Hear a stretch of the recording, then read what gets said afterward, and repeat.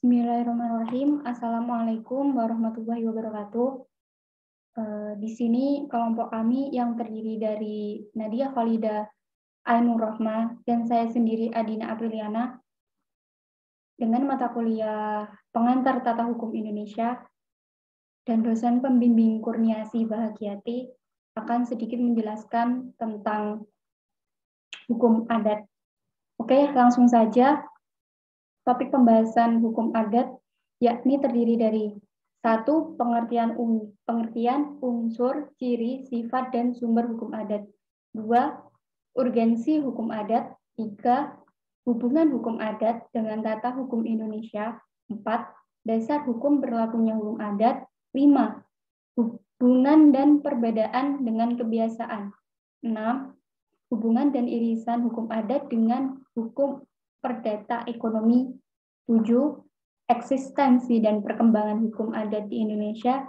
Dan 8. Contoh penerapan hukum adat di Indonesia. Yang pertama, pengertian unsur, ciri, sifat, dan sumber hukum adat. Yang pertama, pengertian. Pengertian hukum adat adalah serangkaian aturan yang mengikat pada suatu masyarakat yang tidak tertulis dan bersumber dari kebiasaan yang tumbuh dan berkembang pada suatu masyarakat tertentu yang kemudian diterima menjadi hukum secara turun-temurun. Yang kedua, unsur hukum adat. Unsur hukum adat terdiri dari beberapa, yaitu yang pertama, adanya tingkah laku yang terus-menerus dilakukan oleh masyarakat. Yang kedua, terdapat keputusan kepala adat. Yang ketiga, tidak tertulis. Dan yang keempat, ditaati oleh masyarakat. Untuk poin ketiga, sifat hukum adat. Hukum adat memiliki sifat tradisional, artinya bersifat turun-temurun dari zaman nenek moyang hingga zaman sekarang. Keadaannya masih tetap utuh, masih tetap berlaku dan dipertahankan oleh masyarakat yang bersangkutan. Untuk poin keempat, sumber hukum adat. Nah, sumber hukum adat ini berasal dari kebiasaan yang merupakan tradisi rakyat, kebudayaan tradisional rakyat, kaidah dari kebudayaan Indonesia asli, peranan keadilan yang hidup dalam masyarakat, dari pepatah adat, dari jurisprudensi adat, dokumen-dokumen yang hidup pada waktu itu yang memuat ketentuan-ketentuan hukum yang hidup, dapat berasal juga dari kitab-kitab hukum yang pernah dikeluarkan oleh raja-raja, dari doktrin tentang hukum adat, dari hasil-hasil penelitian tentang hukum adat, dan nilai-nilai yang tumbuh dan berlaku dalam masyarakat. Untuk poin kelima, ciri hukum adat. Ada beberapa ciri hukum adat, yakni 1. Lisan atau tidak tertulis. 2. Tidak sistematis. 3. Tidak berbentuk kitab perundangan. 4. Tidak teratur. Dan 5. Keputusannya tidak memakai pertimbangan. Dan selanjutnya mengenai urgensi hukum adat.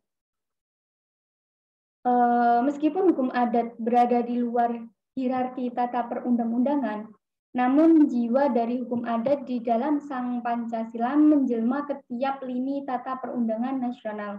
Maka dari itu, menghilangkan hukum adat sama saja dengan menghilangkan unsur ruh yang ada di dalamnya. Hanya tubuh tanpa ruh adalah sama seperti mayat. Dapat juga dibayangkan betapa mengerinya bila sistem hukum nasional dianalogikan mayat yang dipaksa dihidupkan. Sehingga pentingnya keberadaan hukum adat harus tetap lestari demi hidupnya hukum nasional secara hakiki dan dapat mewujudkan meratanya rasa keadilan yang diidamkan.